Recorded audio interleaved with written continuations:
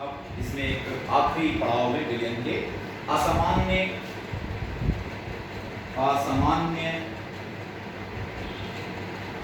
अनुभार। अब असामान्य अनुभार abnormal molecular weight, abnormal molecular wait.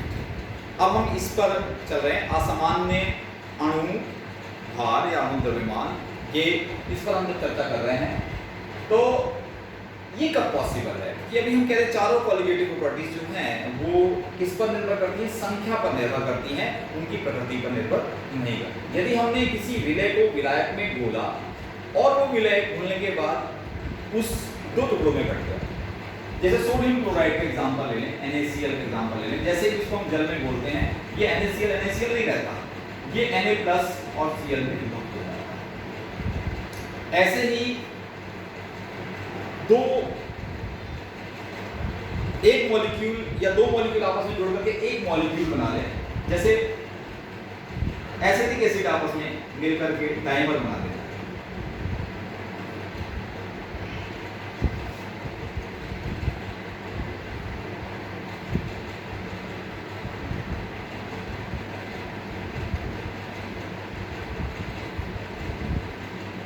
तो ये जो इलेक्ट्रोनेगेटिविटी के डिफरेंस की वजह से ये आपस में जुड़कर जो डाइमर बना रहे हैं, तो ये मॉलिक्यूल डाइमर बना रहा है विलायक के बीच में। तो इसका मतलब क्या हो गया, अब दोनों में अंतर समझते हैं। यहाँ पर संख्या बढ़ गई, यहाँ पर संख्या घट गई। क्यों घट गई? हमने तो एक मॉलिक्यूल डाला था, ये दो में बढ़ गया, और हमको मालूम है कि हमारी जो क्वालिटेटिव प्रॉपर्टी है, जो अणुसंख्यक गुणधर्म है, वो संख्या पर निर्भर करता है।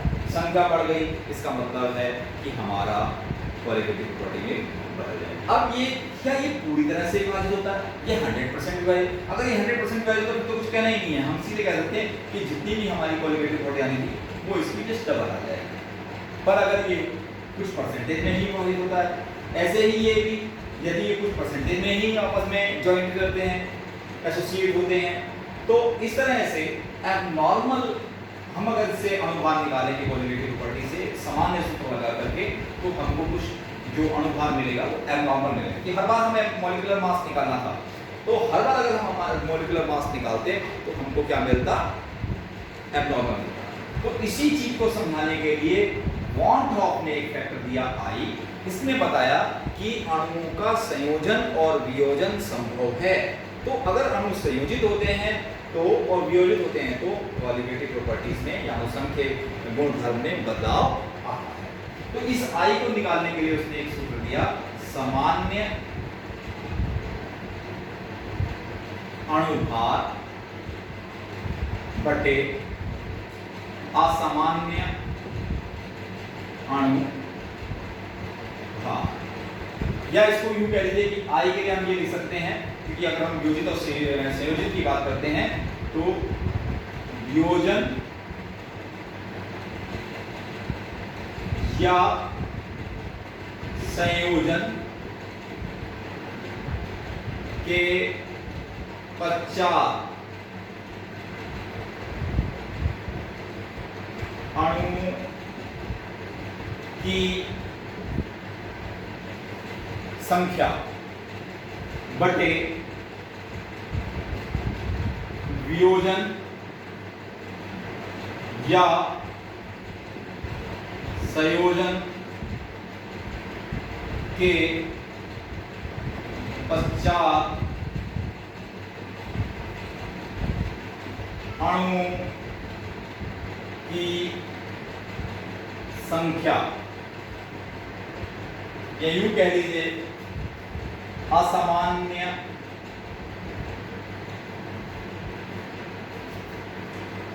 अणुसंख्यक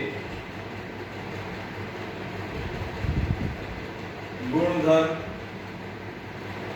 बटे सामान्य गुणधर्म। इसके द्वारा हम I को निकाल सकते हैं। असामान्य गुणधर्म, अब ये वही फॉर्मूले 4 के 4 हम एक बार यहां पर रिपीट करके लिख देते हैं। देखिए पहला हमने फॉर्मूला पढ़ा था, क्या हमने पढ़ा था, तो हमने लिखा था PA0 minus PS upon PA0 is equal to XB, ये निकाला था हमने। तो अभी हमको क्या करना होगा, ये सामान्य था, अब हमको असामान्य निकालना, तो हमें ये relative loading of vapour pressure अगर हमको निकालनी है तो इसके साथ हमको I से मल्टीप्लाई करना होगा। तो यहाँ पर ये हमारा I से, यानी कि जो फैक्टर होगा, अगर हम इसको ही कैलकुलेट करना भी चाहते हैं तो हम फिर ये हम IPS और IX।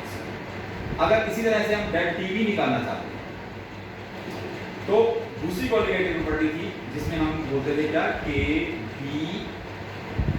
KB इंटू N, तो हमें इसके साथ I लिखना। तीसरी प्रॉपर्टी हमने जो पढ़ी थी delta TF, I is equal to KF। अब इसी जगह पर अगर हम चौथी की बात करें तो फोर्थ प्रॉपर्टी हमारे पास थी ऑस्मोटिक प्रेशर वाली, तो हम लिख सकते थे पाई इज इक्वल टू, ये पाई भी इक्वल टू क्या था, NST, और नीचे हमने ये B लिख दिया और साथ में लिखा दिया I। इस तरह से हमारे पास 4 एबनॉर्मल प्रॉपर्टीज आ जाएंगी। ये 4, अभी हम अगर देखें, ये तो हमने बताया कि जनरल में क्या हम कैसे कैलकुलेट, अब आई कैसे कैलकुलेट करेंगे, अब उसकी चर्चा हम करते हैं। असामान्य आई को कैसे कैलकुलेट, अब आते हैं आई की गणना कर, पहले ले लेते हैं वियोजन।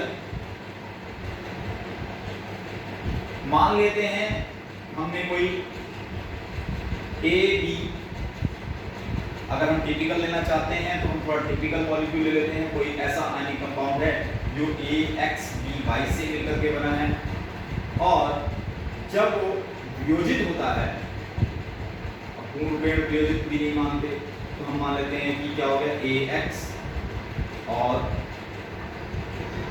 YB, इसके ऊपर Y पॉजिटिव, इसके ऊपर X नेगेटिव, तो इस तरह से ये वियोजन हो गया।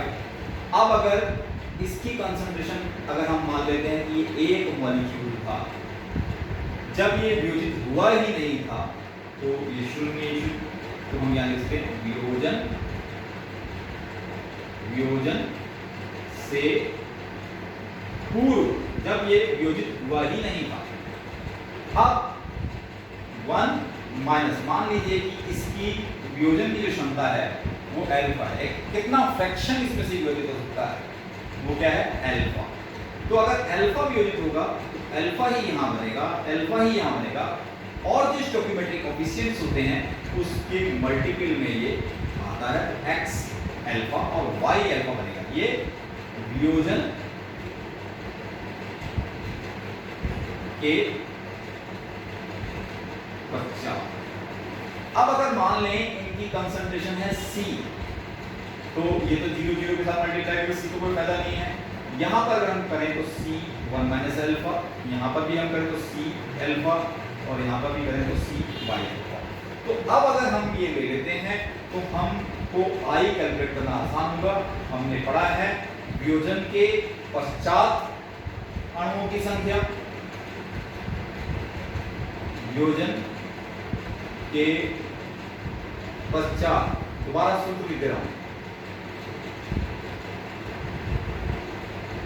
अणुओं की संख्या, और नीचे लिख देता हूं वियोजन से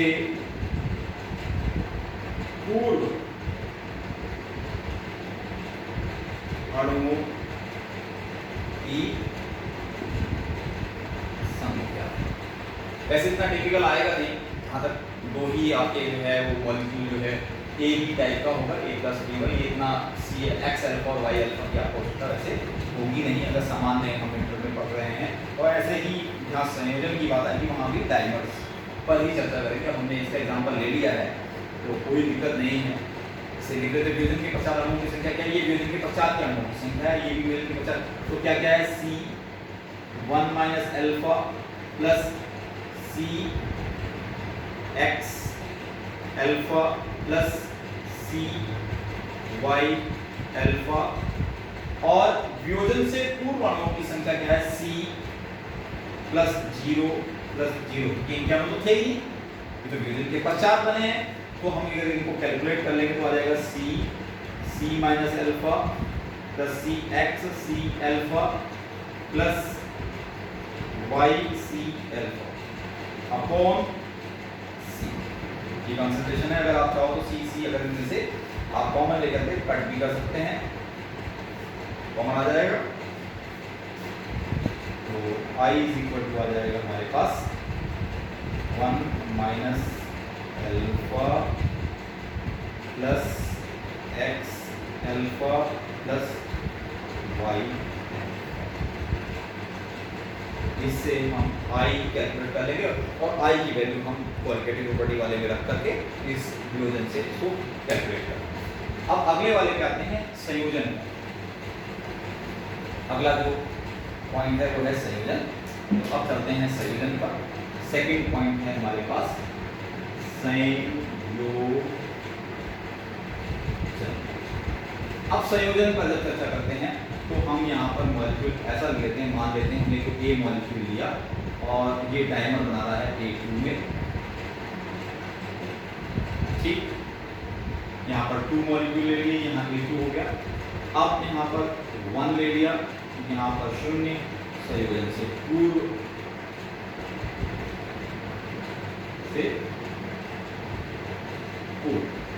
और मान लेते हैं इनमें भी जो एसोसिएशन है वो 1 माइनस अल्फा है, तो यहाँ पर भी क्या होगा अल्फा। अभी अगर हम 1 इसको मान के चल रहे हैं तो ये अल्फा बाई 2 होगा, क्योंकि ये इसका आधा है। तो ये संयोजन के पश्चात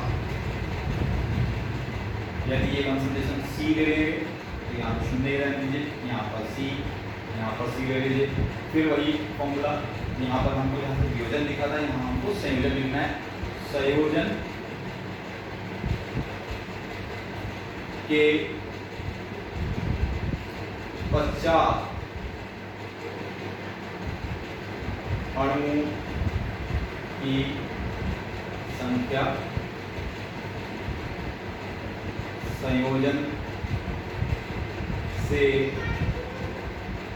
पूर्व अणु की संख्या। अब संयोजन के पश्चात अगर आप निकालोगे C 1 minus alpha plus C alpha by 2 upon C, ये 0 तो 0 ही है, अगर आप चाहे तो C कैंसिल कर दीजिए सीधे, 1 minus alpha plus alpha by 2, इसी को अगर आप कैलकुलेट करें तो ये आ जाएगा 1 माइनस अल्फा बाई 2। ये हमने KC सीधे डायमर का लिया, तो I is equal to 1 minus alpha by 2, तो ये हमने कैलकुलेट कर दिया, I is equal to 1 minus alpha by 2।